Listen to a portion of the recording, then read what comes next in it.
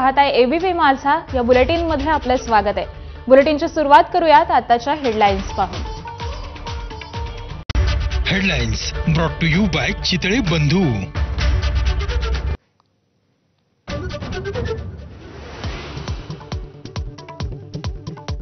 तमिळनाडूमध्ये विजय थलपतीच्या राजकीय रॅलीत चेंगराचेंगरी, 36 जणांचा मृत्यू, 20 जण जखमी, 5 जणांची प्रकृती गंभीर।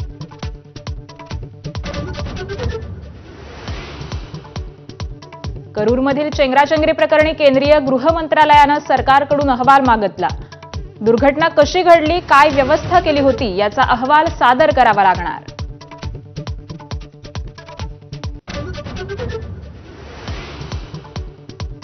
महापुराच्या विळख्यात सापडलेल्या मराठवाड्यातल्या अनेक जिल्ह्यांना पुन्हा पावसाचा तडाखा।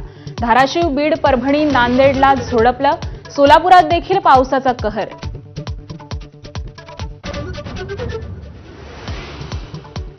मुंबईसाठी आज रेड अलर्ट जारी, अतिवृष्टीची शक्यता, तर ठाणे, पालघर, रायगडसह संपूर्ण कोकणाला मुसळधार पावसाचा इशारा।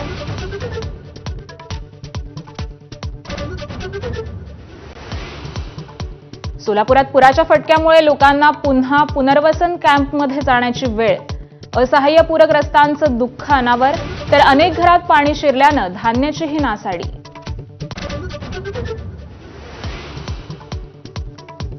सोलापूरच्या उंदर गावात पाहणीसाठी गेलेल्या सदाभाऊ खोतांवर स्थानिकांचा रोष। केवळ फोटो सेशनसाठी आलात का, नागरिकांचा संताप्त सवाल। रोष बघता सदाभाऊ खोतांनी घेतला काढता पाय।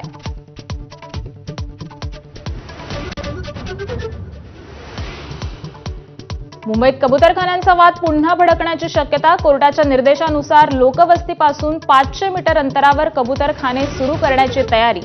25 पैकी 12 वॉर्डांचा सकारात्मक अहवाल।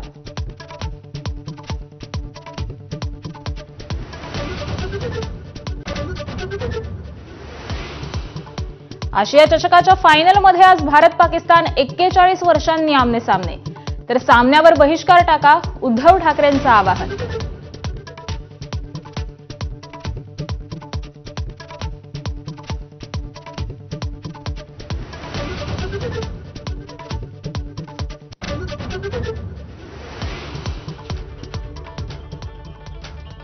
आणि हेडलाईन्स नंतर